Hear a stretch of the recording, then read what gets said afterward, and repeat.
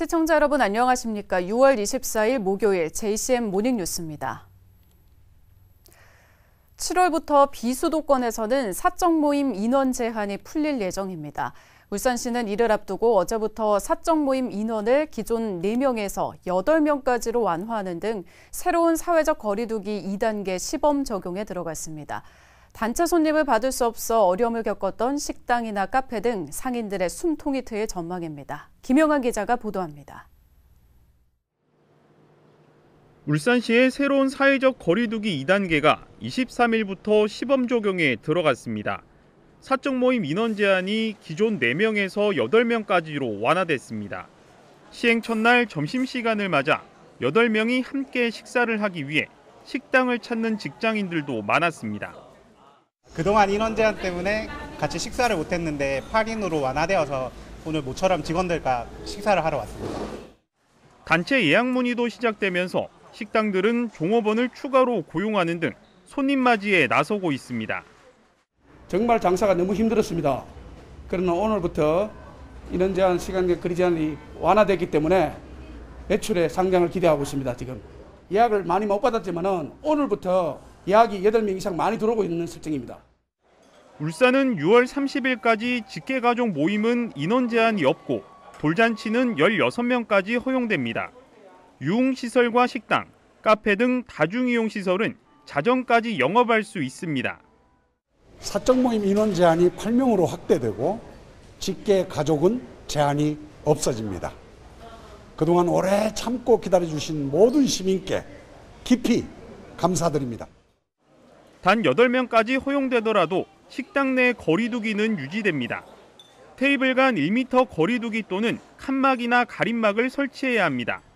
울산시는 인원 제한 완화로 인해 방역 위험이 높아질 것으로 우려됨에 따라 기본 방역 수칙 준수 여부를 강도 높게 점검하기로 했습니다.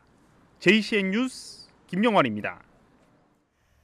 교육부의 2학기 전면 등교 계획에 앞서 울산시 교육청이 다음 주부터 전체 학교의 전면 등교 방침을 결정했는데요.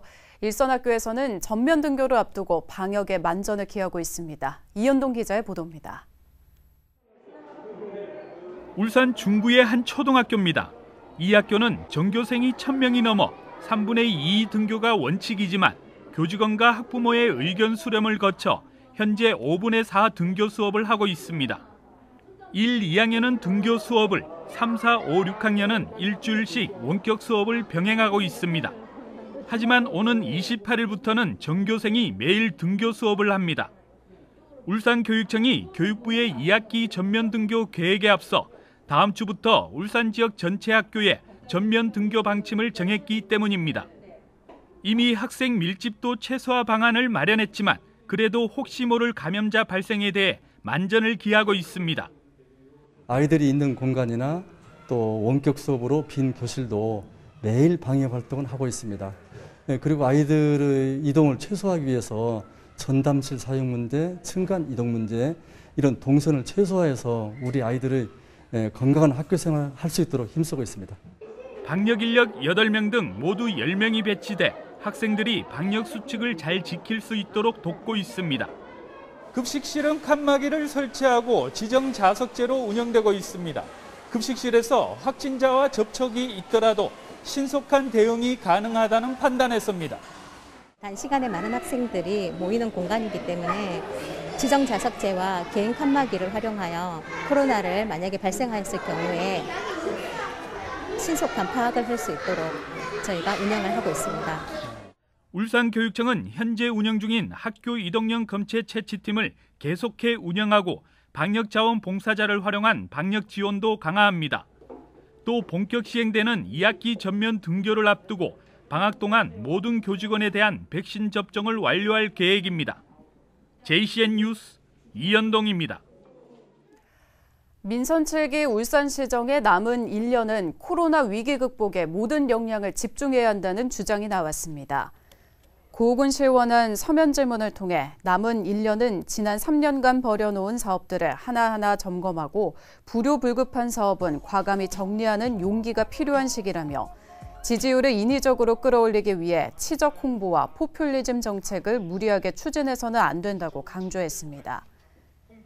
고 의원은 이어 울산국제영화제나 이노베이션스쿨 등 시급하지 않거나 실효성이 낮은 사업의 재원을 코로나로 힘들어하는 소상공인이나 자영업자 등에게 우선 지원하는 방안을 검토할 것을 울산시에 촉구했습니다.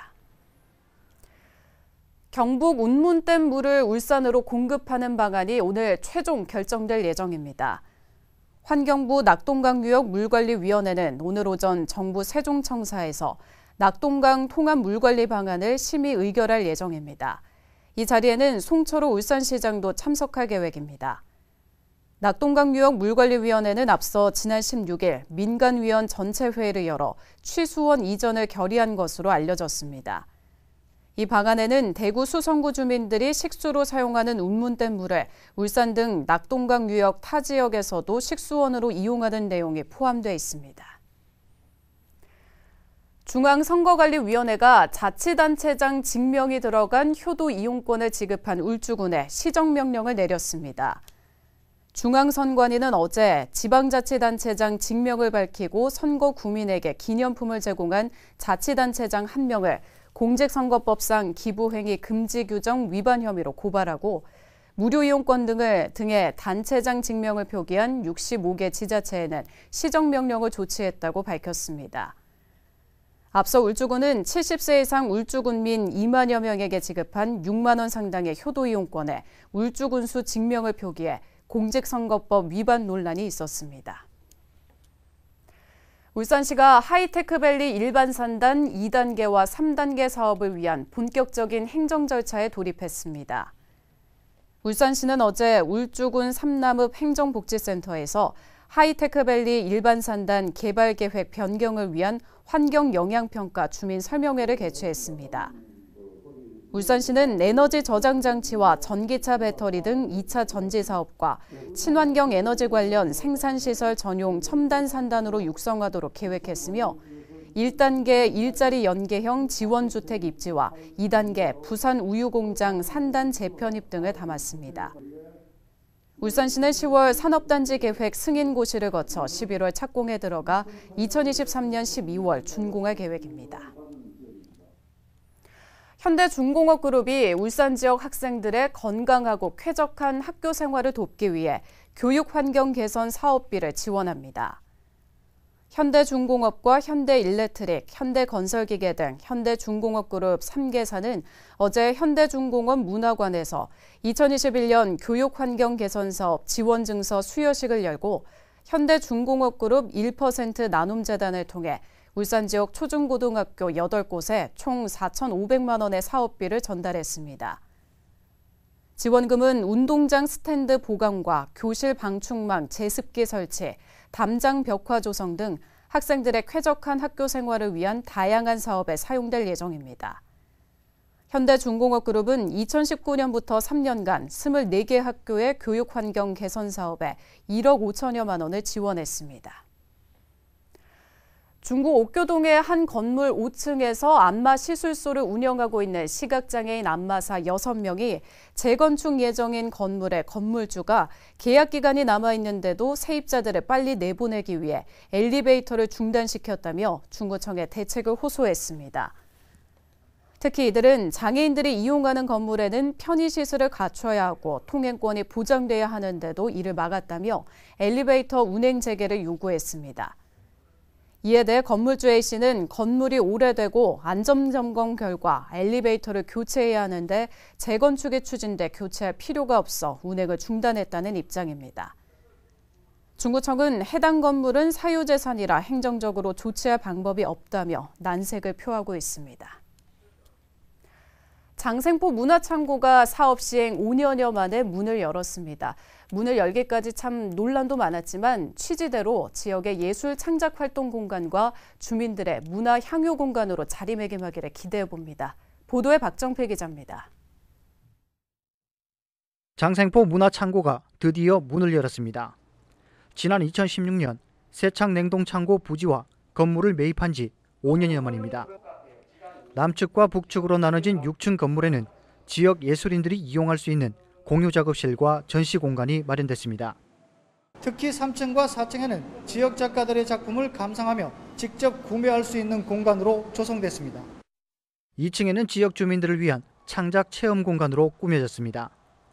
6층에는 인문학서적 천여 권을 비치하고 다음 달부터 책을 보며 휴식할 수 있는 북카페로 운영됩니다.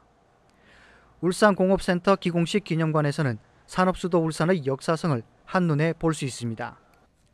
시민들은 다양한 문화예술을 접할 수 있는 공간이 마련된 것에 대해 누구보다 반겼습니다. 공업도시에 이렇게 볼 수 있는 기회를 만들어 주셔서 저희들 입장에서는 굉장히 좋은 기회죠. 좋은 작품 많이 감상할 수 있어서 앞으로도 좀 많이 있었으면 좋겠습니다. 남구청은 장생포 문화창고가 지역 예술인과 주민들이 함께 즐기는 공간으로 거듭날 것으로 기대하고 있습니다. 지역 예술인들에게는 창작 공간으로서 지역 주민들에게는 수준 높은 문화 향유를 즐길 수 있는 공간이 될 것이라고 기대를 하고 있습니다. 그러나 한 해 7억 3천만 원에 달하는 운영비가 문제입니다. 이 때문에 지난해 시민연대가 적자 운영이 불가피하다며 사업 철회를 요구하기도 했습니다. 이에 대해 남구청은 다양한 공모 지원 사업으로 예산을 절감해 나갈 계획입니다. 문화체육관광부와 한국문화예술위원회 등에서 공모하는 다양한 지원 공모 사업이 있습니다. 그거를 통해서 예산을 또 절감할 계획을 갖고 있고 다른 지역의 재단들과 협약을 통해서 수준 높은 정시 작품을 유치한다거나 다양한 방법을 통해서 울산 최초로 폐산업시설을 복합문화공간으로 탈바꿈한 장생포 문화창고. 구청장이 바뀌고 선거를 거치면서 각종 논란이 일기도 했던 만큼 지역 예술인들의 창작 공간과 주민들의 문화 향유 공간, 그리고 적자 운영을 해소하는 일석삼조의 효과를 만들어낼 수 있을지 관심이 집중되고 있습니다. JCN 뉴스 박정필입니다. 중구 여성단체 협의회 회원 30여 명이 어제 중구 홈플러스 앞에서 아동학대 예방 홍보 캠페인을 펼쳤습니다. 이들은 최근 서울 양천구 정인이 사건 등 전국적으로 아동학대 사건이 잇따라 발생하고 있다며 주민들에게 아동학대의 심각성을 알리고 아동학대 발견 시 즉시 관계기관에 신고해 줄 것을 당부했습니다. 김대희 중구 여성단체 협의회장은 캠페인을 통해 보다 많은 주민들이 아동학대의 심각성을 알고 우리 주위를 관심 있게 지켜보는 계기가 되길 바란다고 말했습니다. 울산시는 어제 시청 대회의실에서 제2회 기업과 인권 울산 컨퍼런스를 개최했습니다. 어제 행사는 인권 존중을 통한 사회적 책임 실천에 앞장서고 유엔의 기업과 인권 이행 지침을 확산하기 위해 마련됐습니다. 이번 컨퍼런스에서 이승엽 대구대학교 교수가 기업과 인권 이행 지침의 국내적 실효성을 위한 제언을 주제로 기조 발제를 했고, 김성환 카카오 대외협력부장이 카카오의 증오 발언 대응 정책 수립과 이행에 대해 윤성민 국가인권위원회 전문관이 국가인권위원회의 역할에 대해 발표했습니다. 울산시는 어제 울산과학기술진흥센터에서 올해 울산 스타기업에 선정된 15개 기업에 대해 선정패 수여식을 열었습니다. 선정된 기업은 우창 ENC와 대일산업, 동일메탈과 롤 ENG 등 15곳입니다. 울산 스타기업은 본사나 주 사업장이 울산에 있으며 최근 3년간 평균 매출액이 50억 원 이상 400억 원 미만인 중소기업을 대상으로 심층 평가를 거쳐 선정됐습니다. 울산시는 선정된 기업에 성장 전략 로드맵 수립 지원과 국내외 마케팅, 시제품 제작 지원 등의 혜택을 제공할 계획입니다. 울산시가 2020년도 예산 사용 내역을 점검한 결과 재정 건전성이 양호한 것으로 나타났다고 밝혔습니다. 총 세입은 4조 5,338억 원으로 1년 전보다 6.2% 증가했지만 세외 수입과 지방교부세는 각각 352억 원과 51억 원이 감소했고 정부 보조금은 22.3% 증가한 것으로 분석됐습니다. 총 세출의 경우 4조 1,697억 원으로 1년 전보다 2,667억 원이 늘었습니다. 2020년 말 기준 울산시의 총 자산은 13조 9,425억 원으로 2019년과 비교해 2,613억 원 늘어난 것으로 조사됐습니다.